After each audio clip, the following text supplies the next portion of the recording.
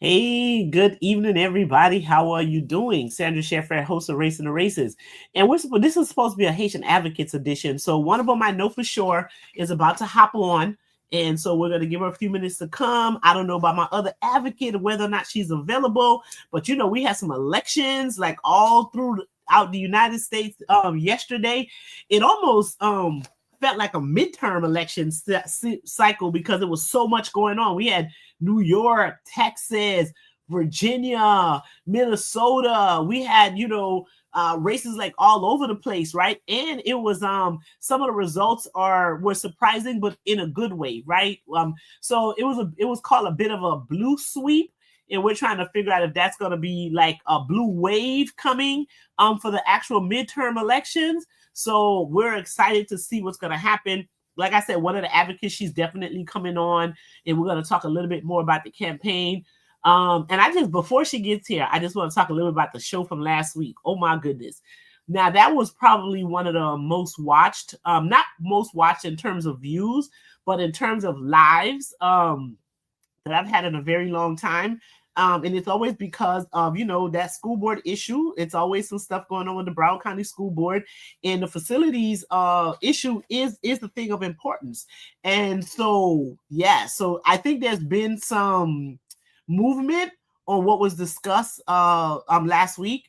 And also I saw that they canceled some, they were supposed to be renting some over $2 million like office space or something like that. And they decided like, oh yeah, that was a bad idea. So they're canceling or trying to get out of that contract.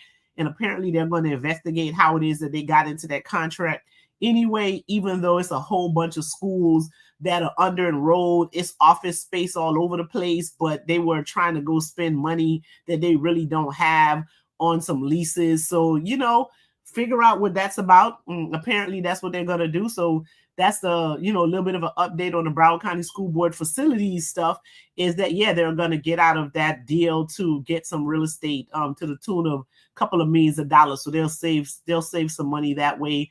And again, they should figure out like how that even happened, because so many things that happen at that school board, you just wonder like, what were they thinking, or were they really thinking? Who are they looking out for, if it's themselves or someone else?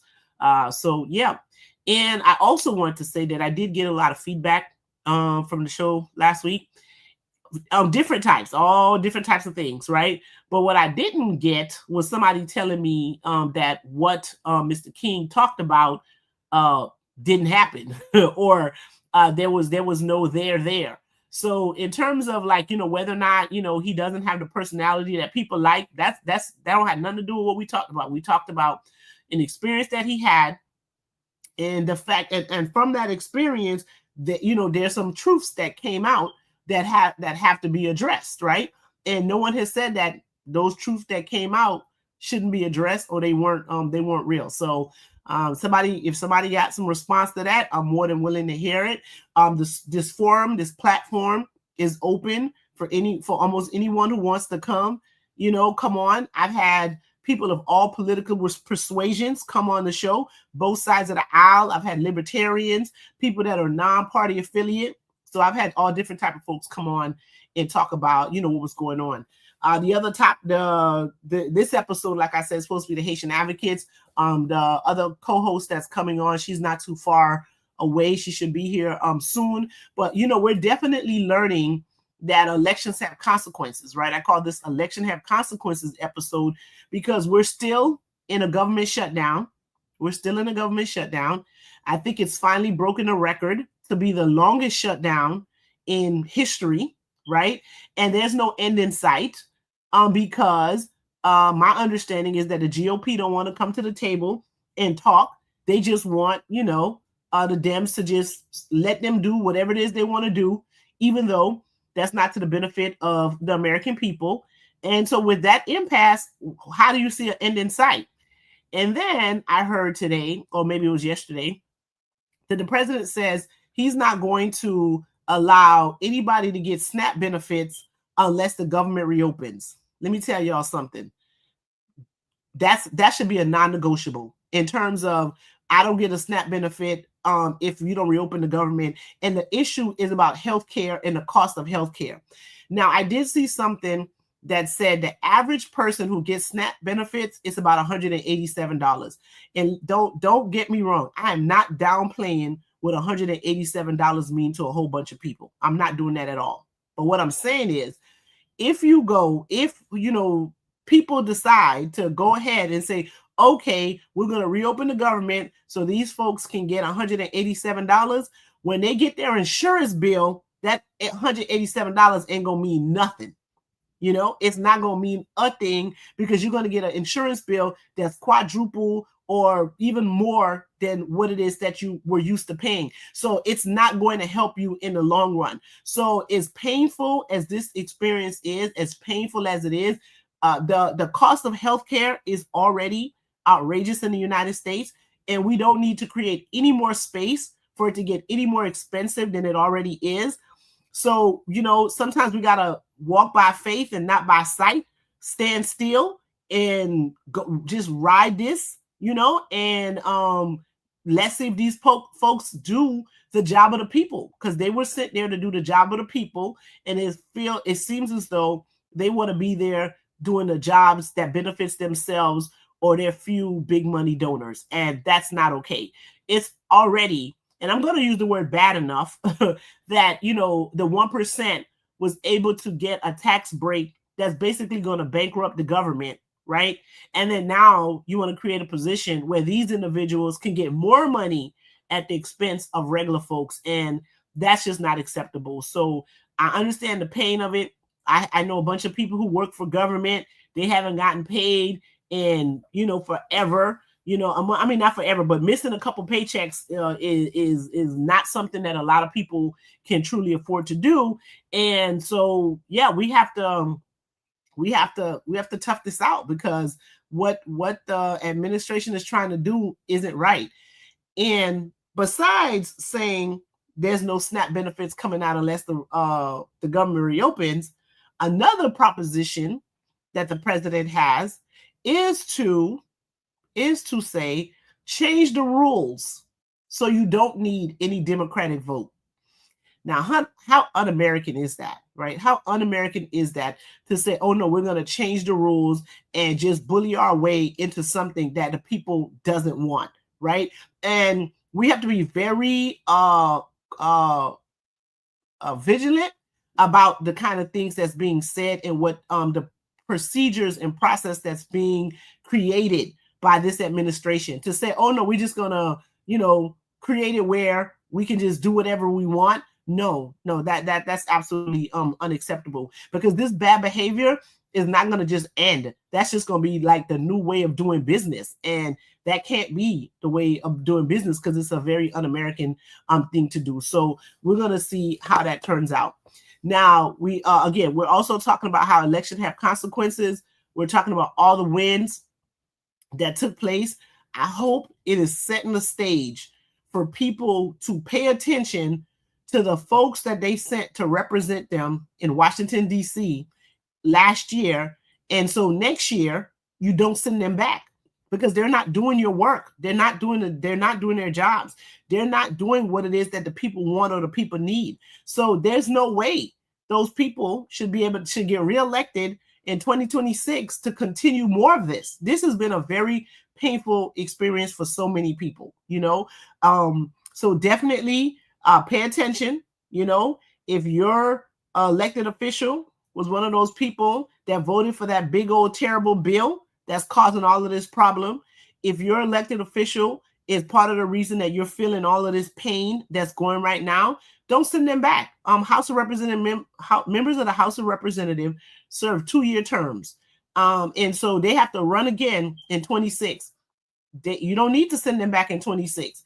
Maybe they need to have that break from work, and then go talk to their community people and see what it is that they want and come back and do the job that the people sent them to do. But there's no way we can say or conclude that that this whatever number, how I think it's the 119th Congress or something like that. Don't quote me on that number, but it's some number that they're doing their job. They're not. They're not. They're not in DC. They're gone because they don't want to vote on stuff. So it's a problem, and we definitely need to demand more and get better from our elected officials. So I see my co-host in the backstage, and so I'm gonna bring her up.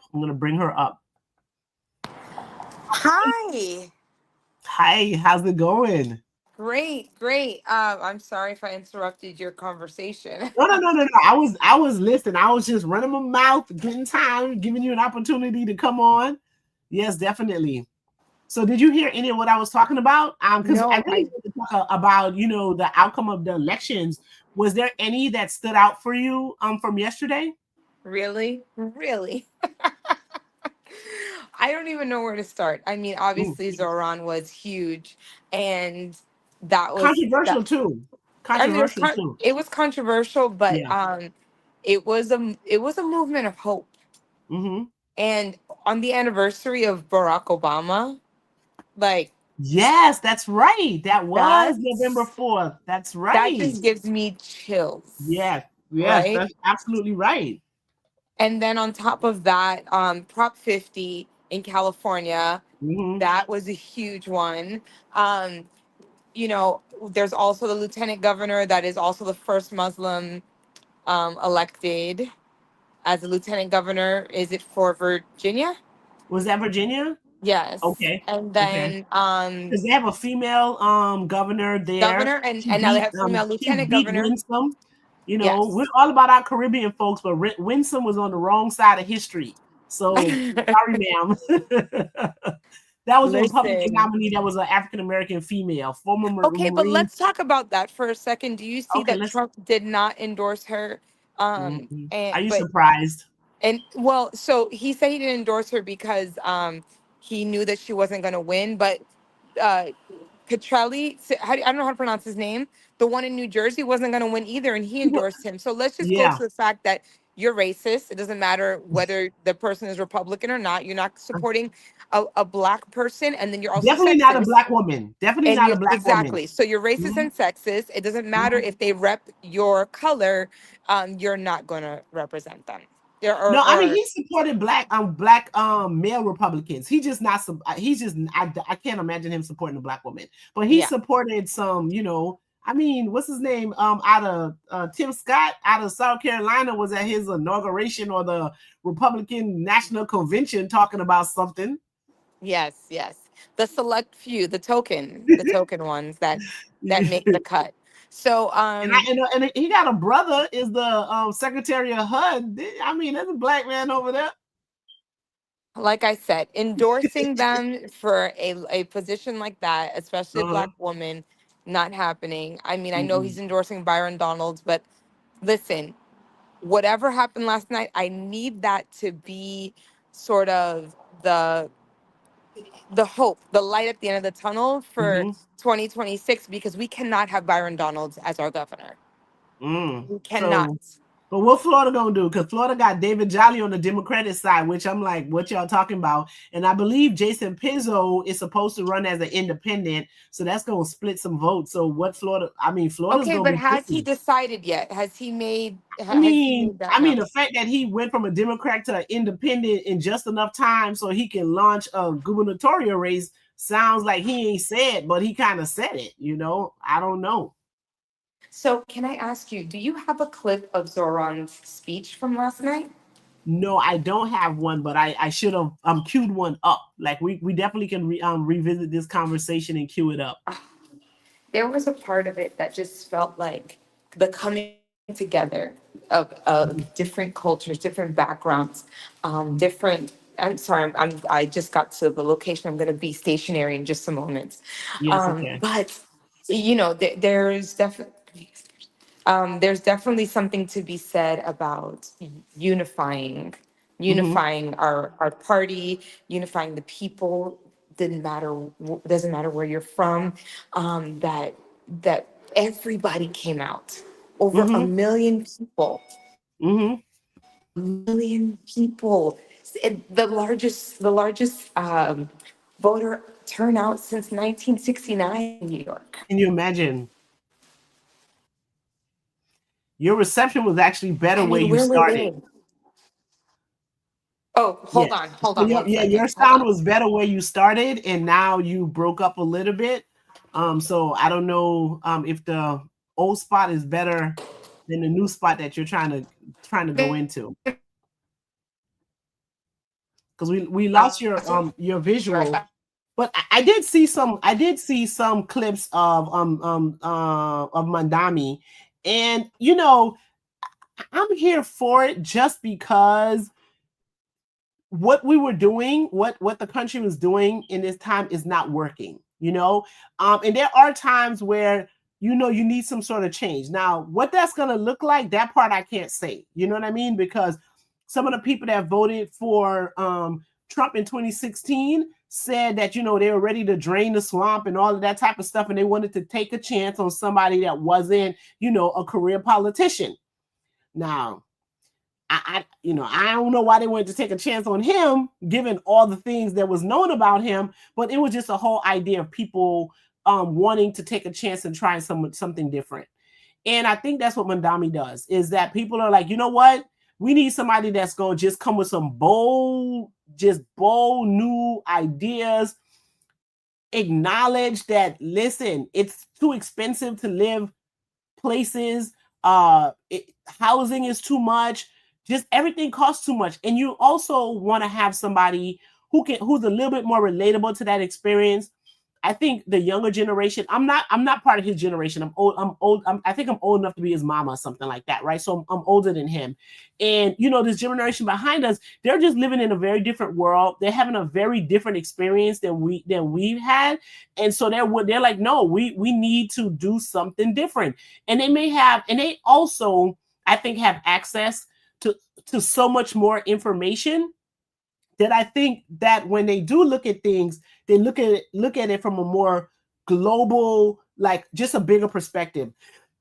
And because of that, they're willing to just be more bold in their efforts, in their steps. So I'm here for what he's doing. Like, so when I made the point about his election was controversial. I know I have some folks, some Jewish folks that I'm friends with on Facebook, but I know in real life. So I don't have friends on Facebook that I haven't met in real life, right? That I know in real life who says that they don't like his position on like Israel. They want to, and some people try to take the position that he's anti-Semitic and all of those things, right? And so that was part of the controversy that's surrounding him. But one of the things he did say is that he's here for all of the people, right? And that's what all elected officials should do, right? Yes. Like, even the people who didn't vote for you, you're there to represent them too. And so let's see if he at least really lives up to being there for all the people. Because we're in a political cycle right now where the people who are elected, they're not here for everybody. They're here for a chosen few. And it's time to move away from that way of politicking. What are your thoughts? And I think that we need to stop feeding into that narrative of like, just because he's Muslim, he's not going to be for those that are of Jewish descent or even Christians or whatever the case is. I know that he's probably said some things in the past that make Mm-hmm. them feel that way. But Mm-hmm. right now, let's look at his actions. Let's see what he does. Let's give him a chance, Mm-hmm. right? I think that we need to judge him based off of what he does from this moment forward. And his race really showed that people are tired of the same old playbook Mm-hmm. and they're willing to take a chance on something new and someone new. Mm-hmm. So I think that he's worth giving a chance. It's really difficult because I guess you could say that I'm a politician because I've ran so many times. It's hard to really trust politicians because they're going to literally whatever they need to say to get elected, but something about him feels different. Mm-hmm.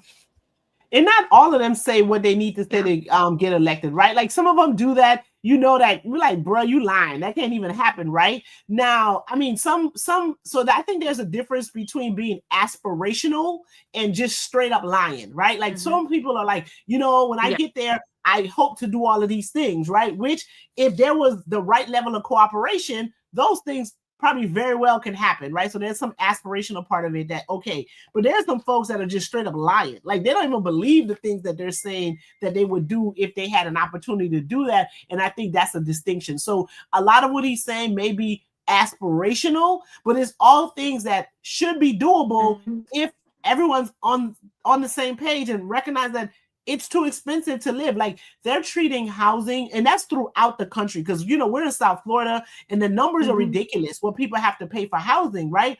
So they're treating housing like it's a commodity and not a necessity, and that's a big Yes. difference. And something needs to be done about that. So if everyone get on the same page, like, listen, you know what? People really do need a place to stay. We can't make this as some luxury item, that only a certain few people can get it. And that's something you can do that. Like if the things that he wants to do with housing can be done if people get on board and stop thinking that housing is a commodity and some sort of luxury, and not that it's a necessity that everybody in the United States needs.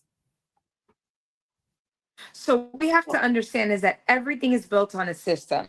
I used to Mm-hmm, teach science for a really long time, and I used to tell all my students everything has a system, right? mm-hmm, And mm-hmm, so we work in a system. It doesn't matter if you're talking about your work life or your home life, just everything. There's a system for everything, but systems are created. The system that mm-hmm, we're living in right now was created just like the system that we're going to be living in 10 years from now. It can be created, and mm-hmm, we can define a new way of living where housing is no longer a luxury, healthcare is no longer a luxury, food is no longer a luxury, that these are human rights, these are our rights. But we need to create a system that nurtures those beliefs, that fosters those beliefs, so that we can grow and show the rest of the world that the US is not only the richest country in the world, but we are rich with heart because we take care of each other. We make mm-hmm. sure that no matter what we're going through, everybody is fed, everybody can access a doctor, and everybody has a roof over their head. That is the system that we need to create. The old systems need to be broken. I don't even think we can Absolutely. fix them. They need to literally be broken. And the only way to create a new system is with a new frame of mind. So we have Yes. leaders like Zoran, or like any of the leaders that won last night, that have a vision for what we can be. Let's give it a shot. Instead of shutting it down and saying that's not possible, you know what? A lot of people, I'm sure people said that an electric vehicle wasn't possible Mm-hmm. until it was, Yeah. right? It's all Yeah. about creating the system to move the engine. So right now, we need to get into the mindset of creating new systems. We don't like the way things are working, right? And even if it sounds a little far-fetched, I'm willing to try something new. But it shouldn't sound far fetched because we're talking about stuff that people need: food, housing. Those are things that should not be far fetched in no conversation, right? And if we're voting for people to do the interests of the people, those are basic things that people need. Everyone's going to agree that, listen, people should have a place to stay. Now, do everyone get a penthouse apartment? No one's saying that, right? No one's saying that. But everyone should have a place to stay, right? Should everyone have food every day? Yes, you should have food every day. Is it steak? Is it oxtail? Is it like the whatever the best type of salmon is? No one's saying that, but you should be able to have like access to food. It may You be ramen understand? noodles. Yeah. Say that again. I'm And these and saying you it might be ramen noodles. it might be ramen. You know what I mean? Hey, listen, that's ramen noodles get college students through college. Okay. So, I mean, I don't know if you should be 40 still eating ramen noodles, but hey, ramen noodles got us all through college. And I and I get that, right? I absolutely get that. And you could trick some ramen out and Are you make it like having real nice. So I ain't mad at ramens either. I couldn't hear Sam, are you you. having a sound issue, or are you having a So sound issue? so I couldn't hear you because you were breaking up a little bit. I can hear you now, but you were breaking up a little bit. So you can't hear me at all. Okay, So let me try.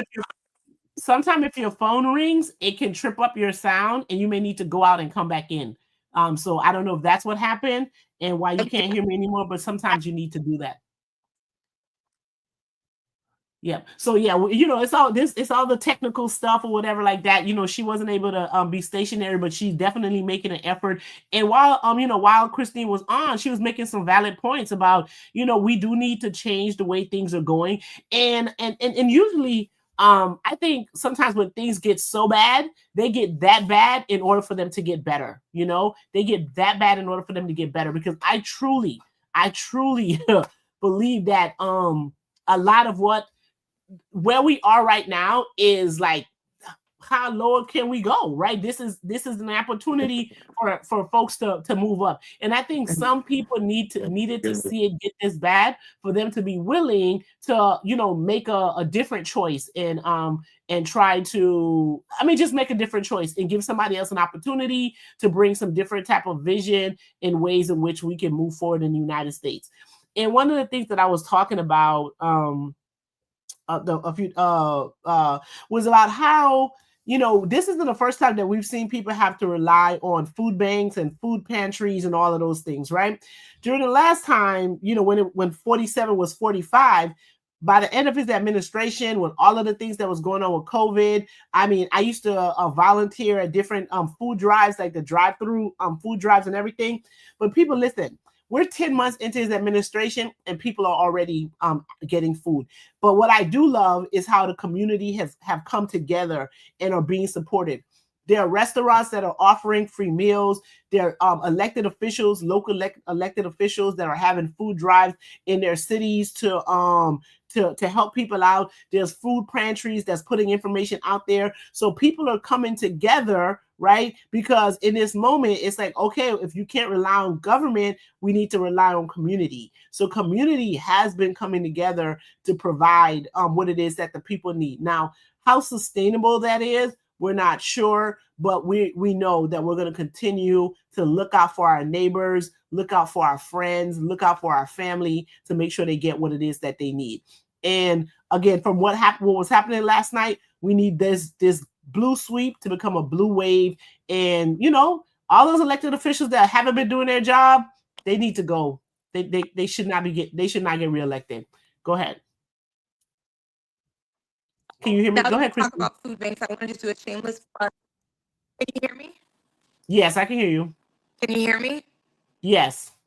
Okay, awesome. I want to do a shameless plug.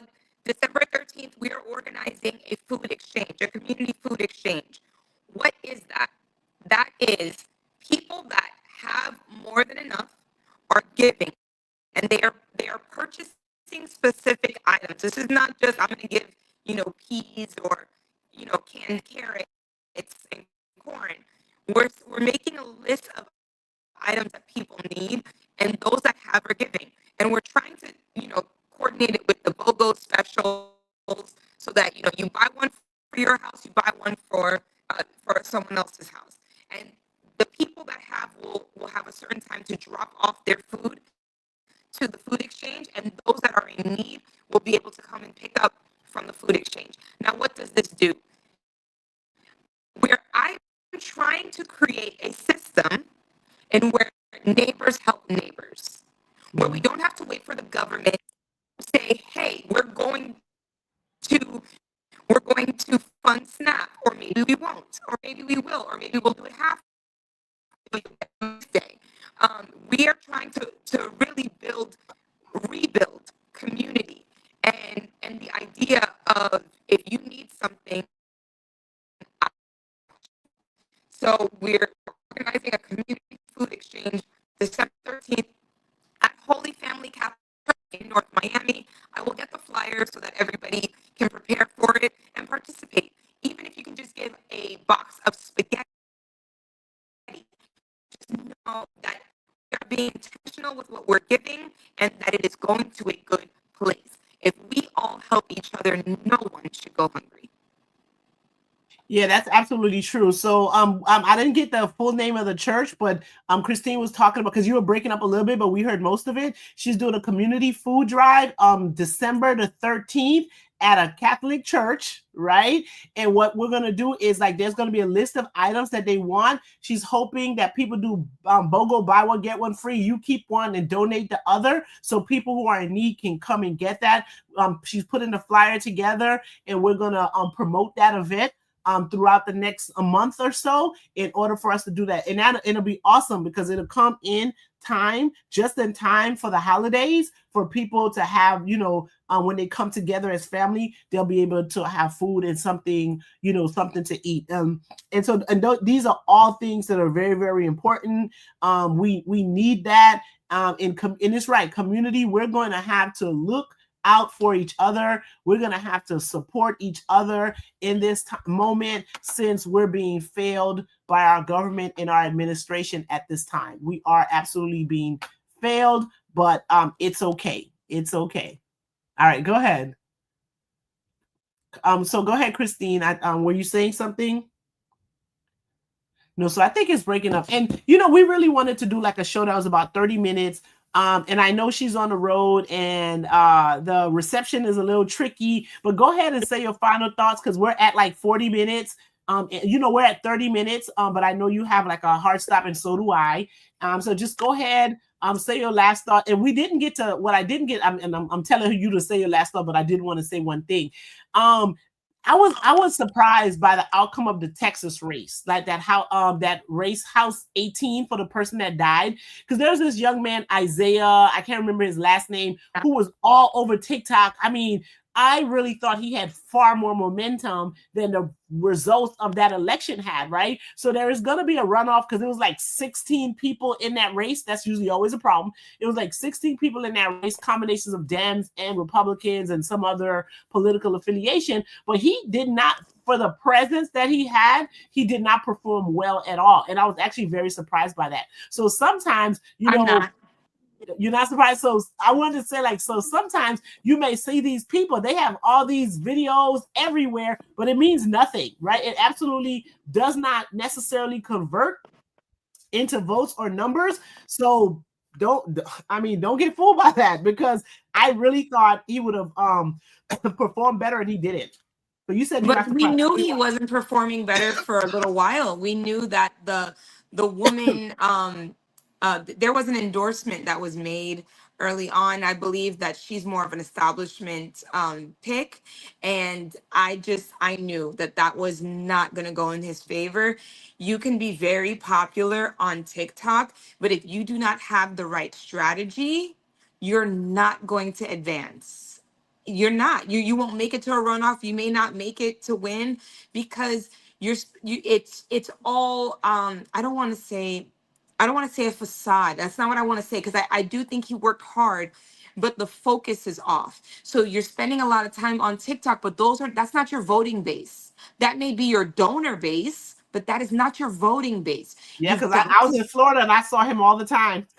yeah, you've got to spend your time on the ground in your district. You've got to shake hands with the right people and get to know the small business owners in the area, the democratic leaders in your area. It cannot just be all over TikTok. And we cannot encourage that either. What we saw with AOC, people don't know this, right? AOC may have looked like she just like came out of nowhere and she made it through social media. She had a team and a strategy.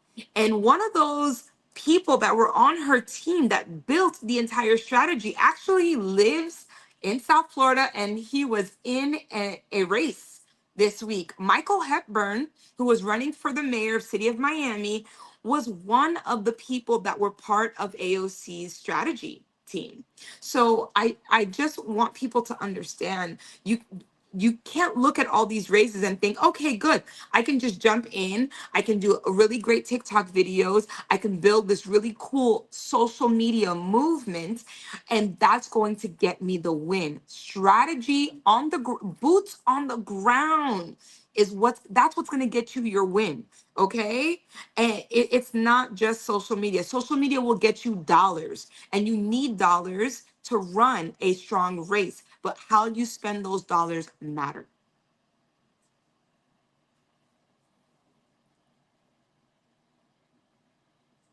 Yeah, I definitely agree with that because the two people that came that were that are the in the runoff, Christian and what's the other young lady's name? So it's Christian Menefee and Amanda Edwards. I didn't see nothing about them. Like I never saw like a ad or this or that, nothing. So I guess they were doing their work in Houston, whereas this man was all over the place getting $5 from everyone and only ended up with 5,000 votes. So that did not pay off. Now, I might be, I'm not throwing, I'm like, it's like no tea, no shade. I'm not trying to talk about anybody else, but we do have a person that's running here, right? At least in the county that I live in. And I see a lot of ads and I'm like, once I saw the outcome of Mr. Isaiah's race, I'm like, that might not be the thing to do because I see those ads all over the place. And those ads did not convert into, it might have converted into money, but they definitely didn't convert to vote. So I'm like, you got 10 months, regroup and figure it out where you can convert your popularity or whatever into votes because the ads were not it for him. And I saw him all the time and it was And not it. I'll say one more. I mean, if you can hear me, am I Yes, better I can hear now? you. I can hear you way better now. Yes. I got onto the Wi-Fi. That's what changed everything. Mm-hmm. So I was following the race very closely in Arizona, right? And we know that the person that won has still not been sworn in, but that's a whole other story. Different conversation. The conversation for another day. But the person that I was rooting for was Deja Fox. Deja Fox was all over social media. She raised $1 million and her votes did not translate. It was really heartbreaking. But then you also, because I'm a strategist, and I only became a strategist because I was a candidate first, uh, you have to follow how the money is being spent. Mm-hmm. And we have consultants that are literally robbing these candidates blind, and these Yes. candidates believe that they need to do this in order to win, right? And they are draining their money. Mm-hmm. Shame on them. Mm-hmm. We need more people, more programs that are going to help candidates understand the ins and outs, the science, the system of running a race, because there are consultants that are predatory and Yeah, they no, are absolutely, stealing their absolutely. money. And they make money win or lose. They make Hmm. money win or lose. And I've done so I worked on the campaign before I went to campaign training school. Like I worked on the campaign and it was because of my language skills and all that kind of stuff. So I got on the campaign, got some work there.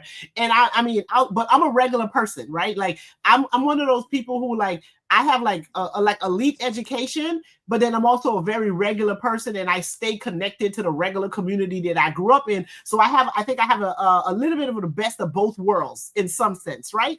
And so they were doing some things. I'm like, I don't know if you should be doing that. I don't know if you should say that. But it was more because I'm thinking about like, well, if this was me, or if this was my mother, or this was the people from Little Haiti, or if this is just me who live out in West Miramar, what is this what I would be looking for in a candidate?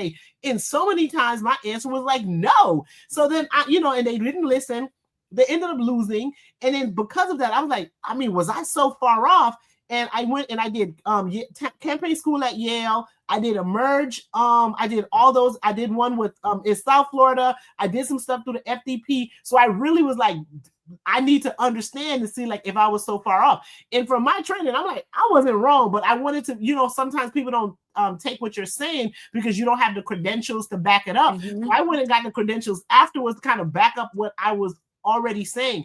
And so folks need to stop trying to get all of these people that's like, oh, I worked on 10 campaigns. If they lost 9 of them, why are you hiring them again? Like, why? Take your chance with somebody else who's like in community, and that can be so much more helpful for you than you go giving these people all your money who lost 9 campaigns already. And they recycle those folks because there were some other races that I saw from 24, and I'm like, didn't that dude just lose the last campaign he worked on? Why is he working for you? And sure enough, they lost those campaigns because what happened from 22 to 24 that now all of a sudden this person can win? So this I'm actually glad that we sort of shifted into this conversation because I want to leave with this message. We saw what happened yesterday.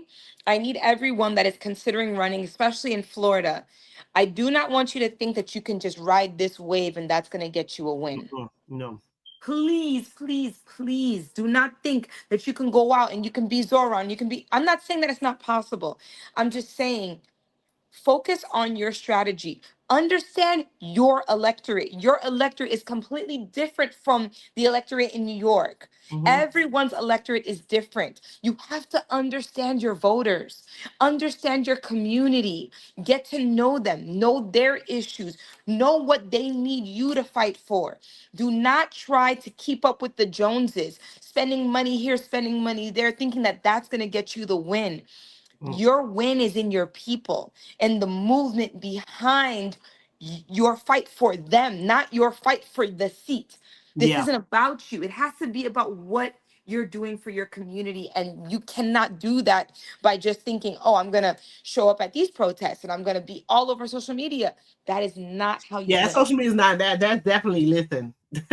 That, like you said, it may help with the money, but it's not helping with the votes. And you have to know. So the one thing we learn, like always, is you have to know your win number. You need to know how many votes you need to get in order for you to win. So then that will help you strategize, right? Because you might be the person who be like, oh wait, I only need 5,000 votes. Well, I know 10,000 Haitians, Haitian Americans, and they maybe you just may need to convince half of them to vote for you, and you could win, as opposed to trying to get everybody on And board. just stay You need to focused. know you might need to be like, you know what? I got these folks on lock. I got them. And you have to, don't take advantage. Be like, well, I got them because they Haitian. I know they got my back. Don't do that either, because no one likes that. They don't like the fact that you're going to ignore them because you think you automatically going to get their vote. So you be like, listen, I need these folks to vote for me. I'm going here. I'm going to nurture this community, figure out what it is they want. And you may need to put more focus on there. The people who are always trying to poach votes from somewhere else, like these Democrats in Florida that decided that they want David Jolly to be their gubernatorial candidate because they're trying to convince Republicans to vote for this Democrat, y'all crazy, okay? Like that is, and listen, the man might win, but what I'm saying is like that's not the strategy. So you're gonna go try to get Republicans to vote for him, as opposed to the Democrats that you already have who want to vote for a Democrat. Instead of you catering to them, you're catering to someone else. It Crazy. didn't work for Charlie Chris. And even though I know Naomi's not on the call right now, right? And I'm gonna have Naomi to got go more soon because I have votes. some other things to do. But yes, let's go ahead. Let's make that point, and then we're gonna go Naomi ahead. got more votes than Charlie Chris. Can you dig it? And mind you, no one knew her. No one Okay, knew her. no one knew her. When she called me, told me she was running, I was like, "You running for what now?" I was like, "You No running one for knew what?" her. So I mean, I say that to say this is an old playbook. It didn't work. Mm-hmm. Stop doing it. Yes. Anyway, Yeah. No. we had Absolutely, we'll absolutely. definitely catch up and Yes. talk some more. I'm so No, sorry about and the that Charlie technical Chris thing, like, difficulties. and I ended up I was like, okay, I'm gonna go ahead and support the man because we needed to try to, but I was like, this not gonna work. And I actually went to his debate with Ron DeSantis that happened in Fort Pierce. I was there in person in the room, and I was sitting there like, you're not gonna win, bro. Now that was one thing where I really wish Nikki Fried was the nominee, Yes. just because I think she would have debated Ron DeSantis way better than Charlie Chris ever could have. He did not have the ability to debate a Ron DeSantis. He did not have the skills for that. His personality wasn't going. It was just nonsense. He was completely outmatched in that room. So I really wish Nikki Fried was the gubernatorial candidate, because that debate would have been way better. You know what I'm saying? And I think she Me might have been able too. to get a lot of people on board. But unfortunately, people went with the same old, same old. I mean, the man was a Republican, an independent, then a Democrat. Y'all crazy. Like, come on. Yeah, I was Team Nikki. I just want to put that out there. I voted for her in the primary, but anyway. Yeah, me too. All righty then. Have a good one, everybody. You too. Bye. Bye-bye.